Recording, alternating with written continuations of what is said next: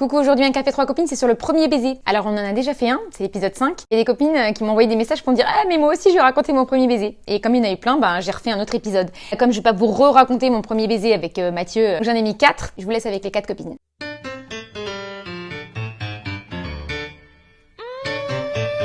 Mon premier baiser. Ouh.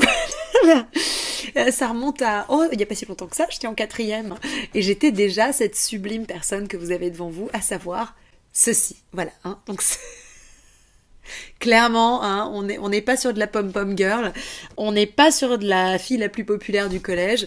À l'époque, j'ai des boutons partout, je suis hyper mal dans ma peau, je vais pas bien, bref, voilà, je suis la dernière qui n'a pas été embrassée dans mon établissement scolaire. Dans mes copines, il y en a qui sont déjà allées largement plus loin, puisque j'ai certaines copines qui sortent avec des mecs qui ont des voitures, qui viennent les chercher en bagnole à un 205 GTI à la sortie du collège. Ça dérange personne à l'époque, visiblement, qu'un adulte vienne chercher les enfants à la sortie de l'école, c'est pratique pour les parents.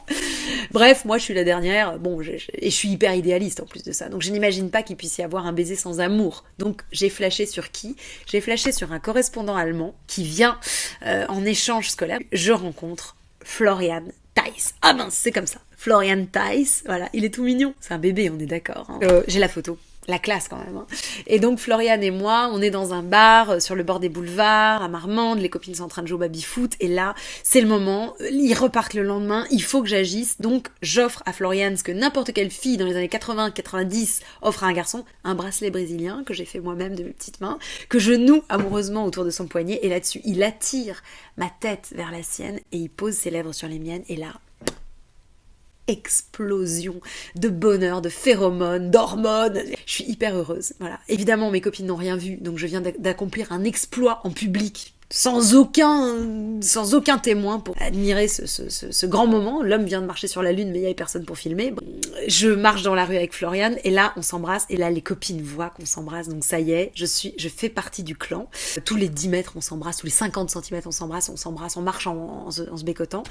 Et à peu près 20 mètres avant qu'on arrive à l'endroit où on avait rendez-vous avec tous les correspondants allemands, les correspondants français, les autres collèges qui faisaient les échanges avec nous, Florian me dit écoute, je dois te dire quelque chose, c'est que je sors déjà avec une fille de notre collège français de Notre-Dame de la Conception qui s'appelle Alexandra, et je peux pas continuer de sortir avec toi parce que je sors déjà avec elle. Là, le monde s'effondre sous mes pieds. Je réalise que l'homme de ma vie a déjà quelqu'un dans la sienne. Je viens de vivre le moment le plus heureux de mon existence d'adolescente, et qu'il est immédiatement suivi du moment le plus malheureux, ça dans à peu près la même demi-heure, puisqu'on n'est pas dans la même temporalité, clairement, quand on a 14 ans. Je suis dévastée, dégoûtée, et en plus de ça, les filles du collège de la Conception commencent à me tailler un short et à aller le voir en lui disant « Faut pas que tu sortes avec Antonia, parce qu'Antonia, c'est une grosse pute, il y a tout le monde à Marmande qui lui est passé dessus, sauf le train. En gros, c'est vraiment une pétasse, franchement, cette fille, laisse tomber, quoi. » Voilà, donc ça, c'est le merveilleux souvenir de mon premier baiser. Alors, pour la petite histoire, après ça, Florian m'a envoyé cette photo accompagnée d'un petit collier avec un petit cœur, pas celui-là évidemment.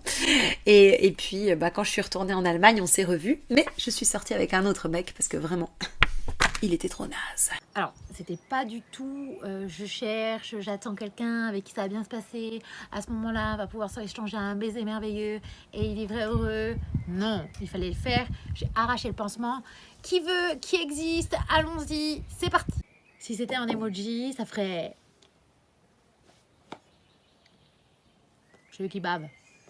Ah mais oui, ce fut baveux, mais très baveux. Alors oui, effectivement, je me rappelle de lui, c'était un fanfaron. Il avait comme coutume d'amuser la galerie en mangeant du verre en soirée. Ouais, il mangeait du verre en soirée. Tu peux mourir.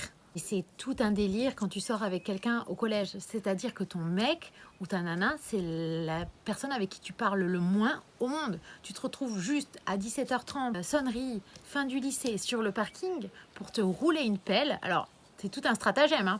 Toi, tu dois t'accrocher comme ça. Lui, en bas à la taille. Puis après, est-il gaucher ? Est-il droitier ? Est-ce que tu envoies un texto avant ? Est-ce que tu tournes la tête à gauche ou à droite ?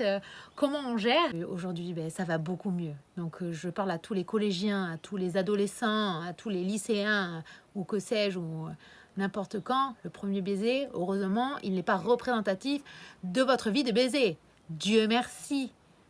Ça sera moins baveux. Mon premier baiser avec la langue s'est super bien passé. Je salue l'heureux élu d'ailleurs. Donc l'anecdote que je voulais te raconter, c'est plutôt mon premier tourne la bouteille. J'étais à la fin de l'école primaire et on était à une boum. On s'est retrouvés dans la situation où il n'y avait qu'un mec pour 7-8 filles. Donc la règle, c'était plutôt que lui, il tournait la bouteille et il embrassait la nana sur qui ça tombait.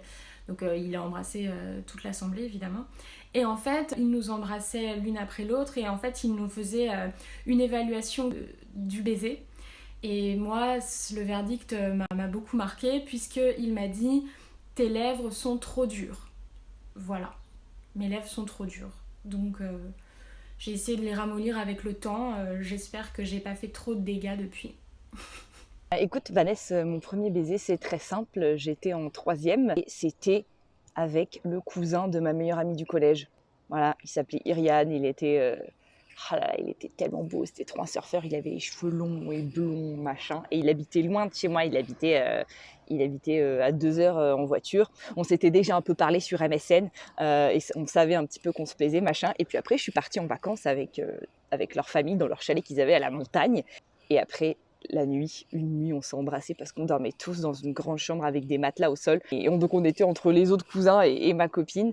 Et en fait, on s'est embrassés la nuit. Oh là là. Et moi, j'avais trop peur, mais en même temps, c'était trop bien. Je crois que c'était pas du tout dégueulasse. C'était, parce que non, c'était trop bien et trop bon souvenir, quoi. Merci beaucoup à ces 4 copines d'avoir raconté leur premier baiser.